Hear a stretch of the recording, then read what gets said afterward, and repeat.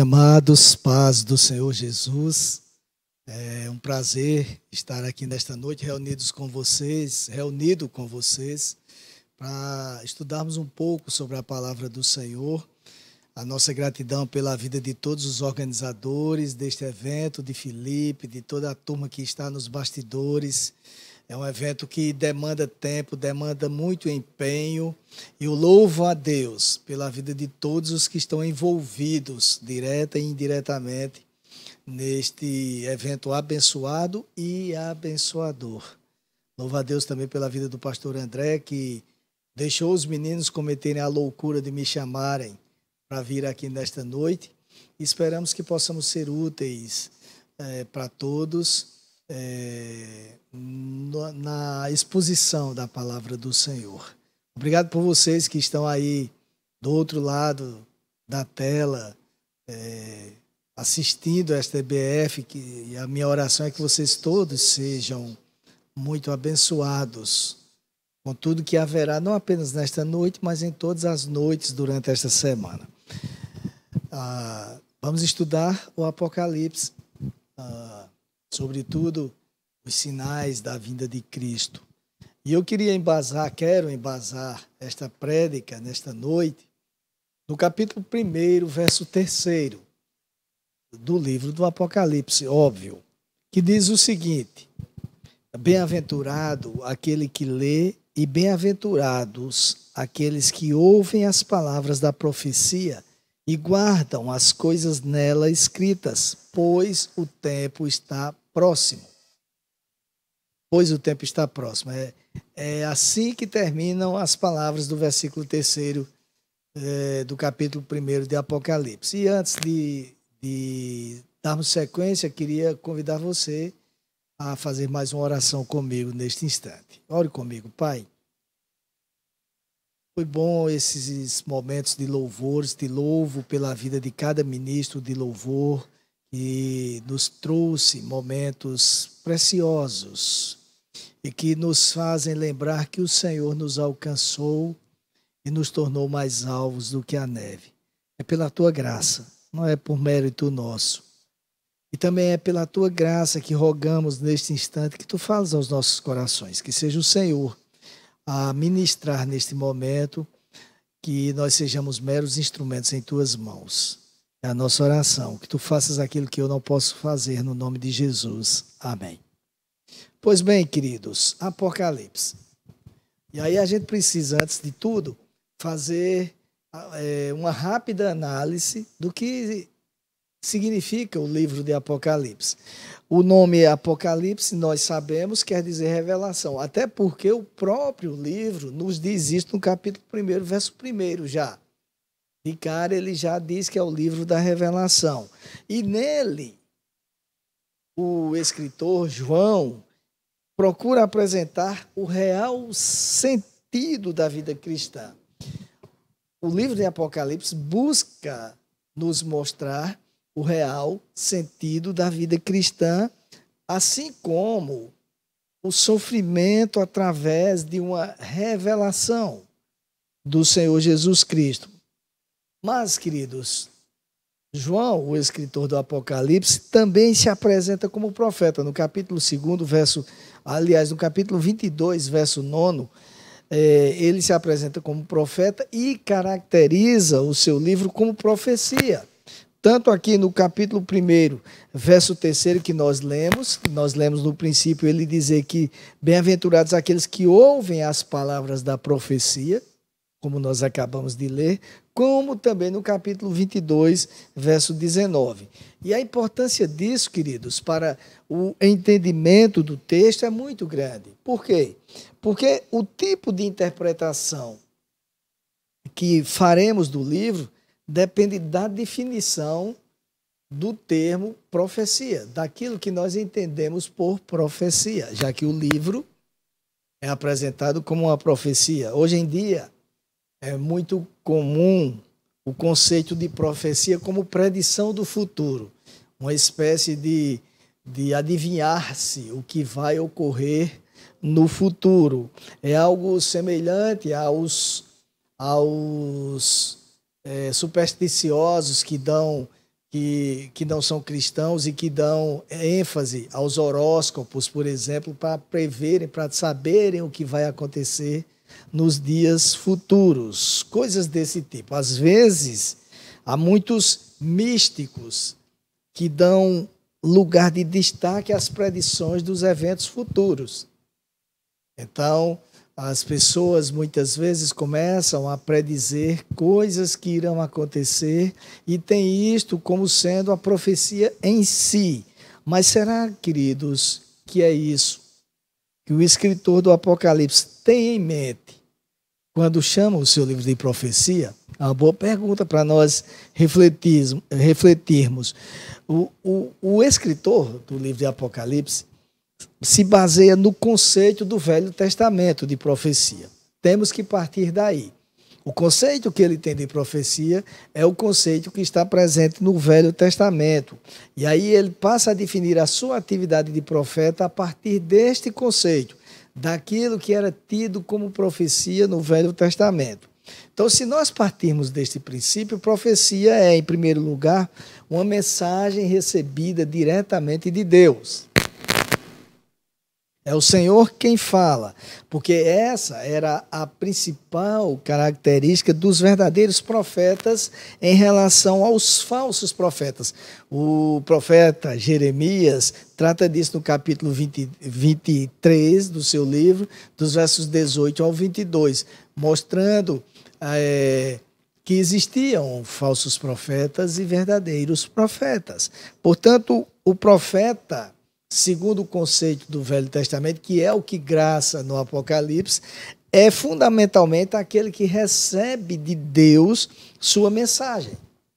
Por isso, queridos, a mensagem é importante e não pode ser alterada. O próprio livro do Apocalipse, no capítulo 22, versos 18 e 19, fala sobre isto, que nós não devemos colocar nem tirar palavras do livro, porque trata-se de uma mensagem de Deus. E além de provir de Deus, além de ser oriunda de Deus, a profecia nos tempos do Novo Testamento, e agora eu me refiro ao Novo Testamento, é centralizada no Senhor Jesus Cristo. Não está centralizada no homem. A profecia no Novo Testamento não está centralizada em dizer: eis que te digo, vai acontecer isso, vou arrumar um namorado para você. Eis que te digo, estou preparando um varão para você. Não é neste sentido que a profecia do Novo Testamento está centralizada. Ela está centralizada em Jesus. O capítulo 19, verso 10 do Apocalipse, vai nos dizer exatamente isto. O centro da profecia é o testemunho de Jesus. Então a profecia visa fornecer uma mensagem sobre o Senhor Jesus e não satisfazer nossa curiosidade sobre o futuro. Isso precisa ficar claro para que nós possamos entender o que diz o livro do Apocalipse. É uma profecia centrada no Senhor Jesus. Não está buscando satisfazer a nossa vontade, a nossa curiosidade de saber o que vai acontecer amanhã, ou daqui a um ano, ou depois, daqui a 100 anos. É uma mensagem que aponta para a vinda final do Senhor Jesus Cristo. Ela segue aqui a perspectiva pela qual, meus amados, o Velho Testamento era interpretado cristologicamente, isto é, vendo nele predições que apontavam para Jesus Cristo. Se nós observarmos, o Velho Testamento todinho aponta para Jesus. E não poderia ser diferente no livro do Apocalipse. Então, o Apocalipse segue essa linha, apresentando uma visão cristológica da história, afirmando, queridos, que Jesus controla a história e indicando também, não poderia ser diferente, que os eventos relativos à segunda vinda de Cristo estão próximos. Como nós lemos no capítulo 1, verso 3, diz que os dias estão próximos.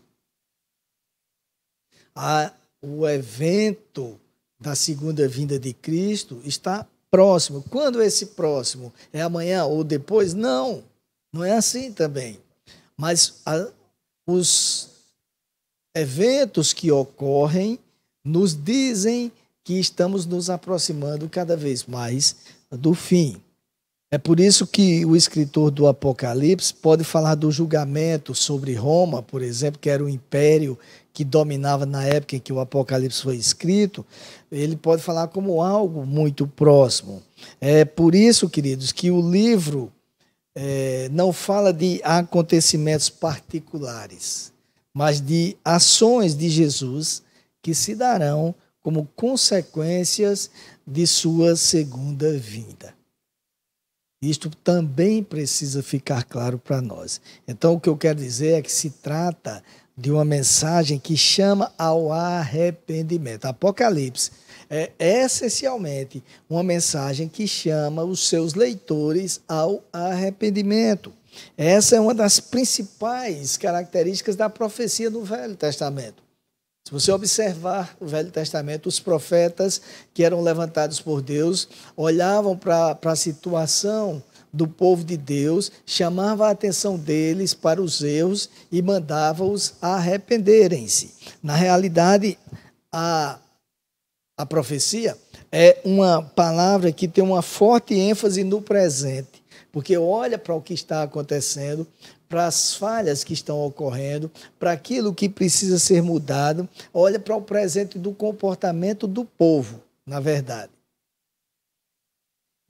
E aí, queridos, para criticar a prática pecaminosa, o profeta volta-se para o passado. Veja que coisa. Ele olha para o presente, identifica as falhas, volta-se para o passado para ver o que Deus ensinou, o que Deus disse, encontra neste passado as orientações de Deus dadas, por exemplo, lá no Pentateuco, olha para todas as prescrições de Deus e, a partir daí, faz advertências para que se abandone a prática das falhas, a prática pecaminosa, porque se não houver arrependimento, Deus irá punir tal comportamento no futuro.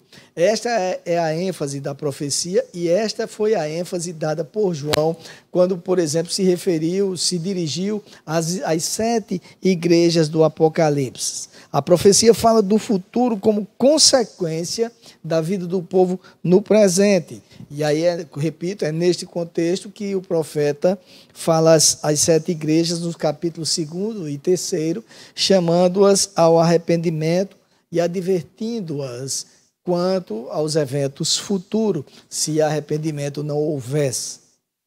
E este princípio, e aí nós precisamos entender algo, que existe um contexto primário, um contexto nos quais as palavras são ditas. Às vezes, em situações totalmente adversas, totalmente contrárias àquelas em que vivenciamos, em lugares totalmente contrários àqueles que nós vivemos, em culturas diferentes das nossas. Mas os princípios que são apregoados quando da profecia, mesmo que em épocas diferentes, em contextos diferentes, se aplicam a nós nos dias presentes. Então, após essas considerações sobre a profecia no Apocalipse, nós podemos ver por que o autor João usa o gênero apocalíptico e se refere ao livro como uma profecia. Após entendermos isto, nós começamos a compreender por que é que ele usa o estilo apocalíptico. O objetivo de João, através das profecias do Apocalipse, é chamar a atenção dos seus leitores, dos seus destinatários, para as tribulações que estavam por vir e, ao mesmo tempo, ele fornece fortalecimento e conforto para os que estão sofrendo, para que eles saibam que aqui neste mundo é assim, mas é passageiro. Vai chegar o grande dia em que não haverá mais choro, nem ranger de dentes, nem tristezas, nada aqui. Quando eu falo em ranger de dentes, não estou dizendo que a gente está aqui já condenado no inferno, mas no sentido de sofrimento. Vai chegar o dia em que nós cristãos desfrutaremos daquilo que Deus preparou para cada um de nós, daquilo que nem olhos viram, nem ouvidos ouviram, nem jamais penetrou no coração do homem, porque é isto que Deus tem preparado para aqueles que o amam. E aí, para dar autoridade a essa mensagem, Deus a chama de profecia, para mostrar que se trata de uma palavra de Deus. Não é uma invenção dele, não é uma palavra humana, é algo que foi dito pelo próprio Deus. Então, amados, quando nós olhamos para isto, quando nós observamos que o Apocalipse é um livro que trata de eventos futuros, olhando para o presente, para os erros, mas também se baseando nas mensagens de Deus prescritas no passado, nós percebemos que não podemos olhar para o Apocalipse isoladamente, sem olhar para aquilo que Deus já nos disse antes, sem olhar a Bíblia como um todo. E aí, como consequência desta conclusão, nós entendemos que não se trata de uma mera narração, mas de um conjunto, de um todo daquilo que Deus nos ensina através da sua palavra. Embora esteja ligado ao presente, embora esteja se referindo aos atos presentes para que nós possamos saber das consequências futuras, nós podemos concluir que o Apocalipse não é um livro que narra apenas acontecimentos místicos, como muitos pensam, como muitos apregoam. Não se trata apenas disso, até porque não se trata de misticismo, não é misticismo. E essa constatação nos permite buscar uma visão que substitua essa abordagem mística, que substitua essas abordagens que muitas vezes deixam muitos assombrados. Abordagens futuristas apenas. E aí nós podemos fazer isto a partir, já que estamos falando dos dias abreviados, que os dias se abreviam, nós precisamos retornar um pouco em vários textos da palavra do Senhor para entender. E como não há tempo suficiente para irmos a todos os textos, eu sugiro que nós voltemos um pouco para lermos o que consta no capítulo 24 de Mateus, do verso 1 até o verso 13º. Ou melhor, até o verso 14. Eu vou fazer a leitura para os amados irmãos, para que nós possamos entender em comum, em conjunto com o texto do Apocalipse.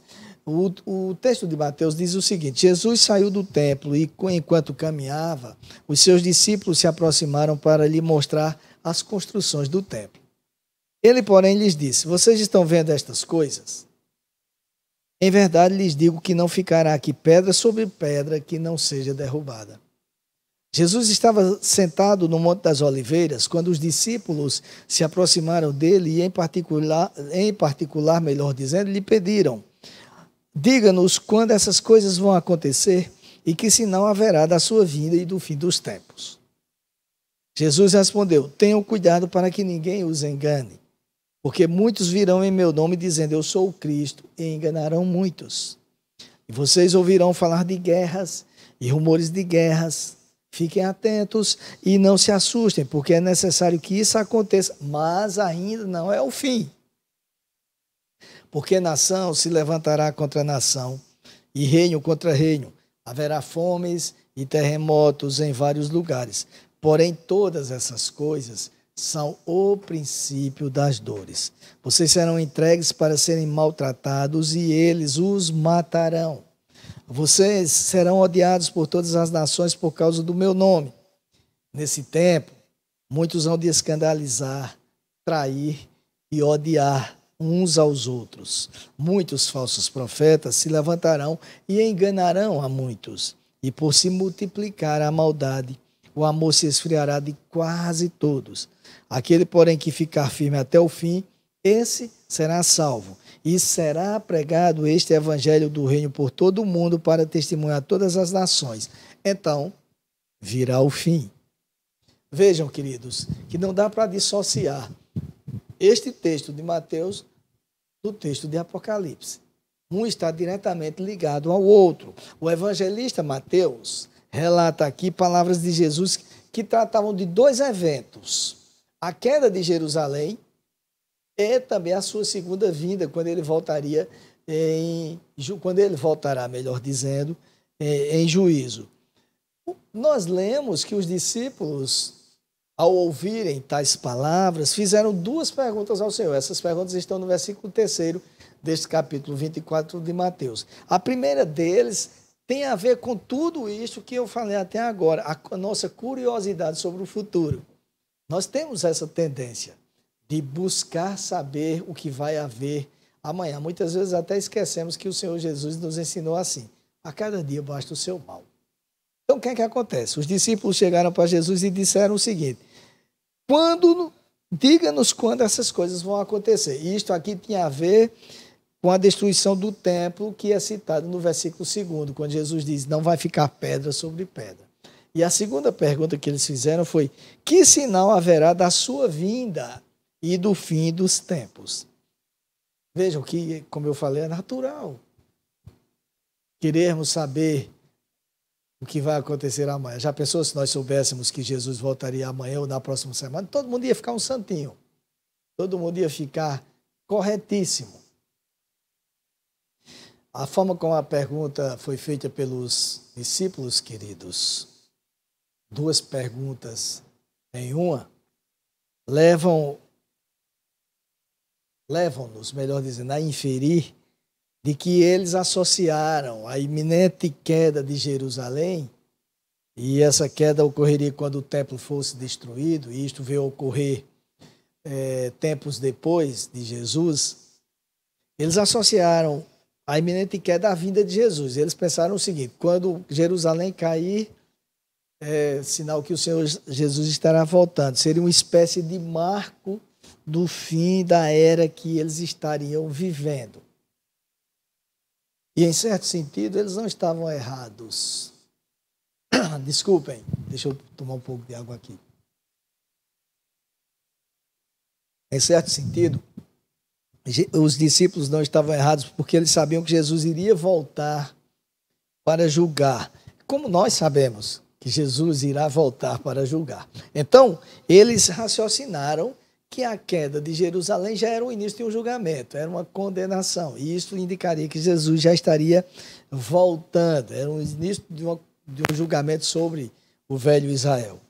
Mas, como nós vimos, o discurso de Jesus deixa transparecer que ele não queria que os discípulos pensassem dessa forma, que os dois julgamentos, a destruição de Jerusalém e a volta dele, iriam acontecer necessariamente numa ordem, um após o outro. Tanto é que não foi assim. Jerusalém foi destruída lá no 1º século e Jesus ainda não voltou. Por isto é que entre os versos 5º e 14, que nós lemos do capítulo 24 de Mateus, Jesus exortou os seus ouvintes e a nós, hoje, leitores, a não se deixarem levar pelas afirmações mentirosas, em primeiro lugar, dos falsos profetas. Já viram como, vez por outra, aparece alguém predizendo quando Jesus vai voltar, fazendo contas e dizendo isto, aquilo outro? Então Jesus diz logo: olha, vocês não se deixem levar por isto. Isto não indica que eu vou voltar, porque ninguém sabe o dia. Ele exortou os seus discípulos, no verso 7º, a não pensarem que os eventos de natureza cataclísmica, terremotos, guerras terríveis que têm acontecido, como as que nós temos visto todos os dias nos telejornais, nos sites e até nas notícias que são disseminadas nas redes sociais, fomes terríveis que têm graçado no mundo, infelizmente. Isto não quer dizer que significa que Jesus vai voltar amanhã.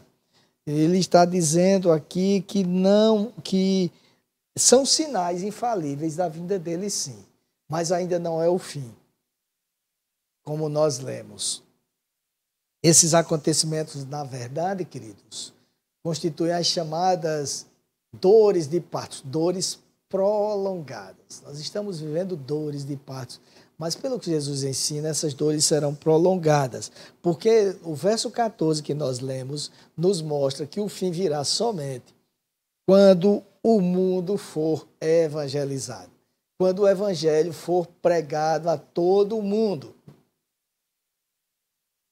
Essa evangelização, meus amados, segundo a palavra do próprio Jesus, seria e continua sendo, e nós sabemos disto, constantemente dificultada. Puxa vida, como é difícil. Ainda ontem eu falava lá na nossa igreja, nós temos um trabalho de evangelização numa cidade, cerca de 200 quilômetros daqui de Campina Grande, na zona rural. Amados, começamos esse trabalho há cerca de 3 anos. É impressionante como surgiram dificuldades depois que começamos o trabalho ali. Casais se separando, crimes ocorrendo, tudo para dificultar a pregação do Evangelho.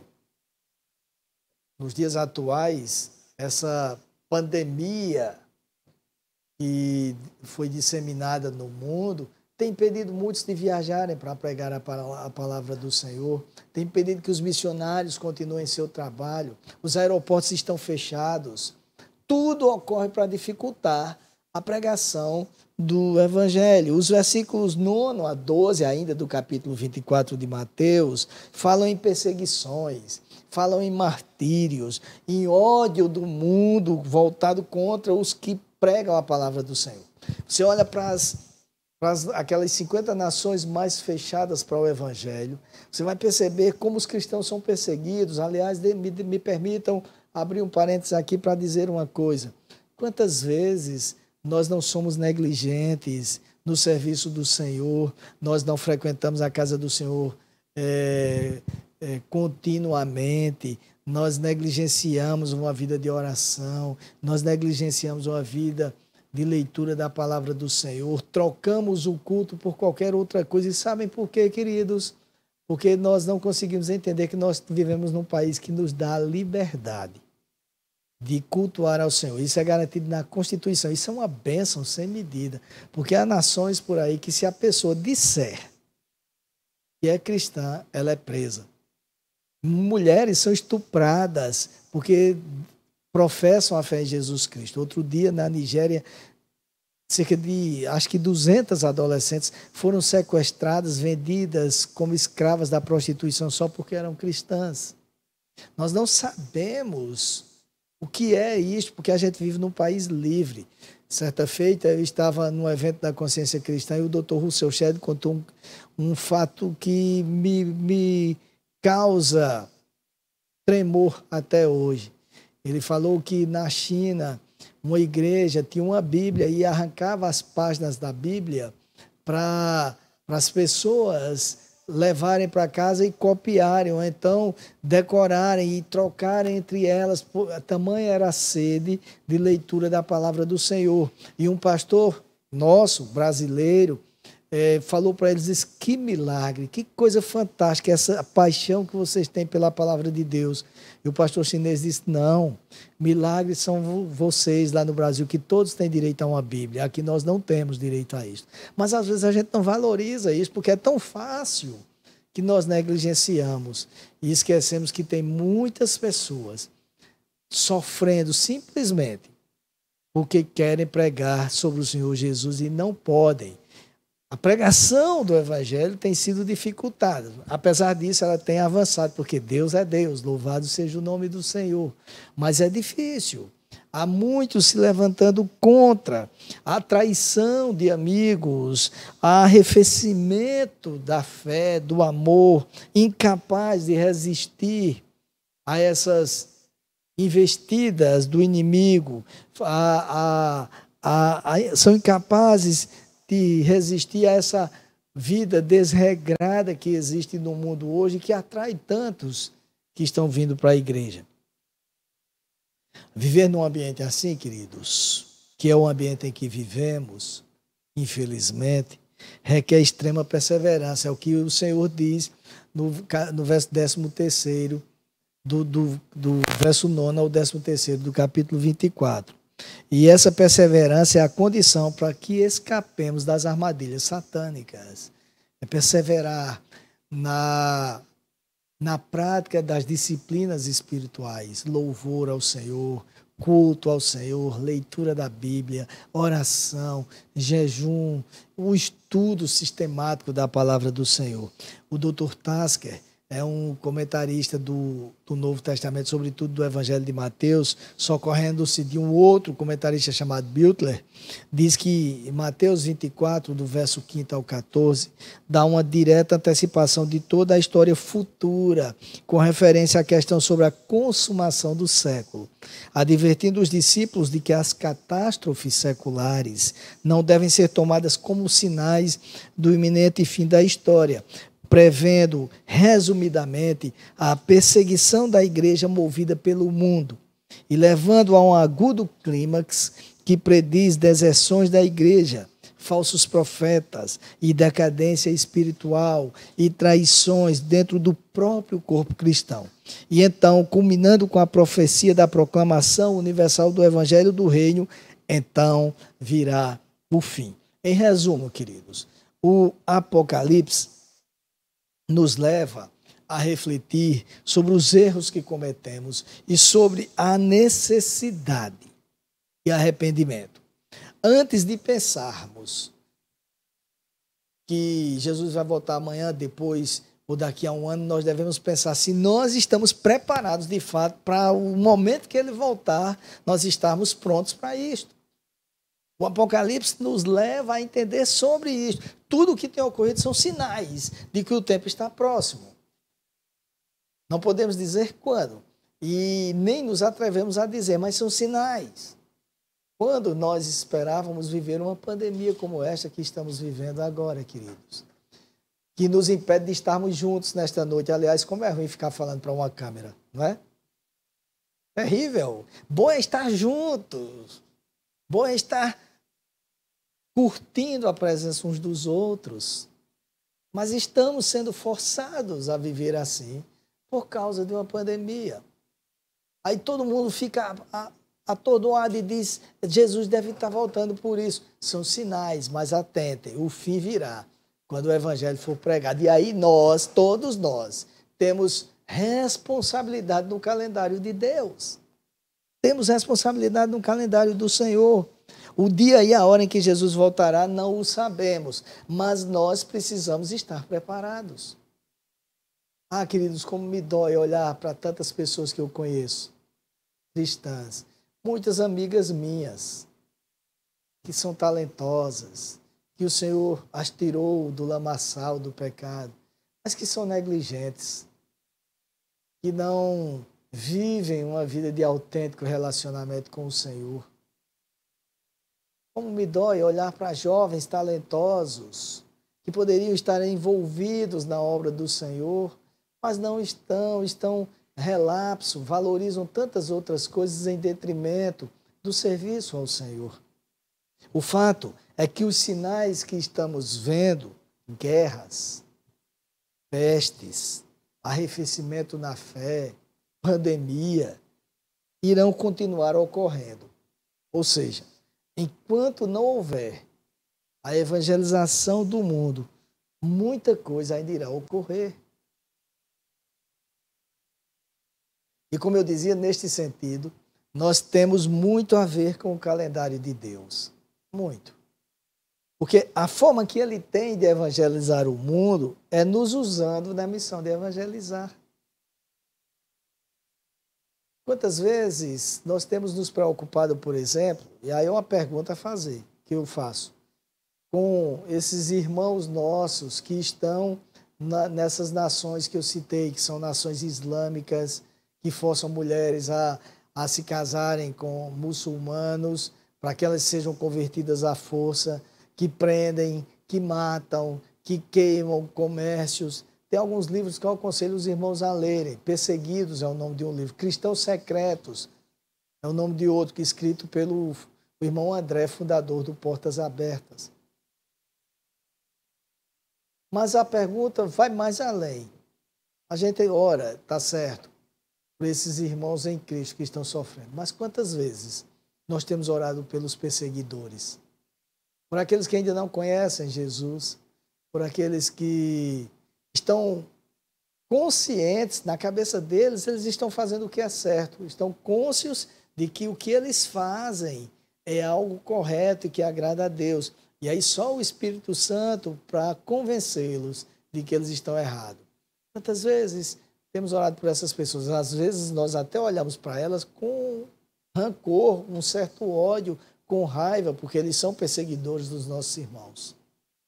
O apóstolo Paulo também era.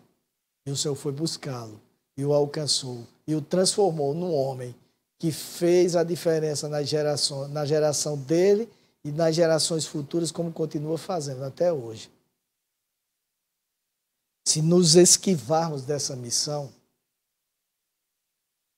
se não nos engajarmos no trabalho da evangelização, se não nos colocarmos como voluntários na obra missionária, e isto tem a ver com, a gente pode fazer isso contribuindo, pode fazer isto preparando missionários, pode fazer isto orando, mas nos engajando na obra missionária, nós estaremos sendo entraves para a volta do rei. É óbvio que Deus não depende de nós, e o calendário dele depende dele. Quando eu digo que depende de nós, que nós somos entraves, é porque nós não estamos fazendo a nossa parte apenas. Mas se ficarmos calados, até as pedras clamarão. Mas eu creio que vocês entendem o que eu quero dizer. O que eu estou dizendo é que o livro do Apocalipse, antes de ser interpretado como um livro místico, um livro que fala das coisas futuras, e a gente fica tentando adivinhar o que é que aquelas linguagens figuradas querem dizer. Antes de olharmos para isso, nós temos que ver a mensagem do livro. E a mensagem é olhar para o presente, para a vida de cada um, como aconteceu com as 7 igrejas, olhar o que precisa ser consertado e fazer o conserto. Porque se não houver o conserto, o Senhor vai voltar. Não sabemos quando, mas ele vai voltar, e vai voltar em juízo. Vai voltar cumprindo a sua palavra. Então, nós, de certa forma, somos entraves para essa volta. E aí os eventos preditos pelo Senhor, como sinais longos, dores de partos, irão continuar ocorrendo. Existem sinais? Claro. Todos nós temos visto. Quando nós lemos a Bíblia e olhamos para o nosso presente, nós observamos que os sinais estão aí. Mas isto não quer dizer simplesmente que nós temos que ficar pensando, isto quer dizer que Jesus vai voltar no próximo domingo, na semana que vindoura, não. Quer dizer o seguinte, que é tempo de nos prepararmos cada vez mais. É tempo de levarmos a sério a vida cristã. Não é possível que o Senhor Jesus tenha vindo à cruz, tenha vindo ao mundo e tenha ido à cruz para brincarmos e ser cristãos. O livro do Apocalipse, queridos, é um alerta para nós. Um alerta muito sério. Além de ter um relógio ali olhando para mim, tem outro aqui me avisando também. São 2. Não tem perigo de eu passar do tempo aqui. Mas o que eu estava dizendo, queridos, é que o livro do Apocalipse é um alerta seríssimo de que nós precisamos levar a sério a vida cristã. E nós não podemos simplesmente ficar querendo olhar para o livro e tentando adivinhar o que ele quer dizer. Nós temos que analisar ele em conjunto com a palavra do Senhor. Por isso eu fiz uma citação do capítulo 24 de Mateus, apenas para dar um exemplo, porque levaria tempo se nós fôssemos analisar vários textos que estão em linha com o Apocalipse. Mas apenas para que nós tenhamos uma ideia. Assim como faziam os profetas no Antigo Testamento, que olhavam para a palavra de Deus, olhavam para o presente que eles estavam vivendo e prediziam o futuro. E o futuro era sempre um. Sempre um. Consertem-se, para que assim Deus os alcance consertados. É isso que nós precisamos entender. É isto que nós precisamos dar ênfase. É para isto que nós devemos olhar. Já pensaram, queridos, sobretudo vocês, adolescentes, devem ter também alguns que já passaram da idade de adolescente aí por trás das câmeras. Sempre tem. O que é bom. Até porque eu também já não sou mais adolescente. Mas vejam, já pensaram que com a força que há nos adolescentes, nos jovens, nós nós nos engajássemos com todo o nosso vigor na pregação do Evangelho, na evangelização do mundo, estaríamos cumprindo o que consta na palavra do Senhor e certamente os eventos não seriam tão duros como tem sido. Nós devemos, e eu vou concluir dizendo isto, o que eu falei até agora deve ser resumido da seguinte forma. O livro do Apocalipse deve servir de base para nós olharmos os eventos que estão ocorrendo, que apontam para a vinda do Senhor Jesus, mesmo que não saibamos quando, mas devemos olhar para eles e não pregá-los apenas como terror para as pessoas, como eventos cataclísmicos apenas. Mas nós devemos olhar para eles e amar as pessoas que estão perdidas e falar de Jesus para elas, para que elas não sejam alcançadas pelo juízo vindouro. Os eventos apocalípticos devem servir de alerta para nós amarmos ainda mais as pessoas, nós nos prepararmos e amarmos ainda mais as pessoas, para que elas também conheçam o Jesus que nós conhecemos. Há alguns anos, aqui em Campina Grande, veio um rapaz americano que ele lançou um site, tipo o Facebook dos crentes. Era um site, uma rede social de oração. Você entrava lá, colocava seus pedidos de oração, seus anseios, e as pessoas iam replicando, repassando, e uns orando pelos outros, e a ideia era que todos estivessem orando em toda parte do mundo, uns pelos outros. E aí ele começou a falar da necessidade, quando ele veio lançar esse site, começou a falar da necessidade de nos prepararmos. E ele fez uma pergunta que até hoje me incomoda. Ele perguntou o seguinte: se nós soubéssemos que a cura do câncer foi descoberta, nós iríamos guardar isto para nós ou iríamos sair procurando as pessoas que nós conhecemos, amigos, parentes, que estão acometidos de câncer, para dizer a eles qual seria a cura? Óbvio que nós iríamos atrás deles. E aí ele fez a ponte. Pois é, nós sabemos a cura para o pecado. Nós sabemos o remédio para o pecado. E muitas vezes nós ficamos calados. Não disseminamos essa cura. Nós precisamos olhar para o Apocalipse e observar que aqueles que amamos, aqueles que não conhecem Jesus, se não se prepararem, serão alcançados pelo juízo previsto em Apocalipse. Apocalipse fala do juízo contra Roma, que era o império, mas fala também que Jesus voltará em juízo e fala do consolo para aqueles que forem alcançados por ele.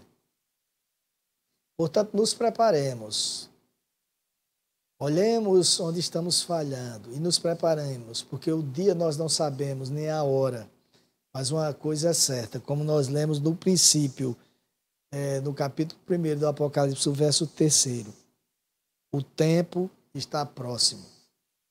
Se está próximo, precisamos nos preparar e precisamos disseminar o Evangelho, porque aí quando o mundo for evangelizado, aí sim, diz Jesus, virá o fim. Amém? Que Deus nos abençoe, que Deus nos dê a graça de viver o Evangelho na íntegra, buscando cada vez mais agradar ao Senhor, que Deus nos dê também cada vez mais a graça de ser evangelistas, para que assim o mundo conheça o Jesus que nós conhecemos. Antes de encerrar, gostaria de fazer mais uma oração e depois a programação terá continuidade. Amém? Vamos orar, então. Deus, mais uma vez eu te louvo por estes momentos tão preciosos da tua presença. Eu te louvo, Senhor, em primeiro lugar, por este dia que foi acrescido às nossas vidas, pelo privilégio que cada um de nós que aqui estamos temos de terminar o dia na tua casa falando da tua palavra. Obrigado por cada um desses adolescentes, desses amados irmãos que estão aqui por trás das câmeras, se dedicando desde muito para que o evento ocorra da melhor forma possível. Obrigado pela liderança. Acalma o coração deles, porque sei que em determinados momentos as dificuldades deixam muitas vezes aflitos, mas que todos saibam que tu estás no controle de tudo e que tu renove as forças de cada um deles.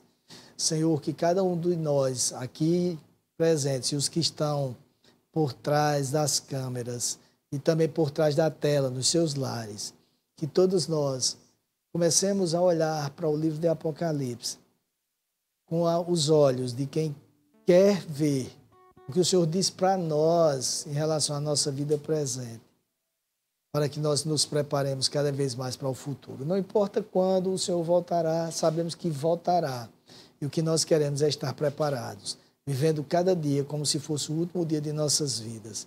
Dá-nos graça para isso, nos fortalece e tem misericórdia de nós, porque somos falhos. E em muitos momentos cometemos erros que entristecem Teu Espírito Santo. Poupa-nos disto no nome do Senhor Jesus. Eu oro assim com gratidão e abençoar a todos no nome do Senhor Jesus. Amém.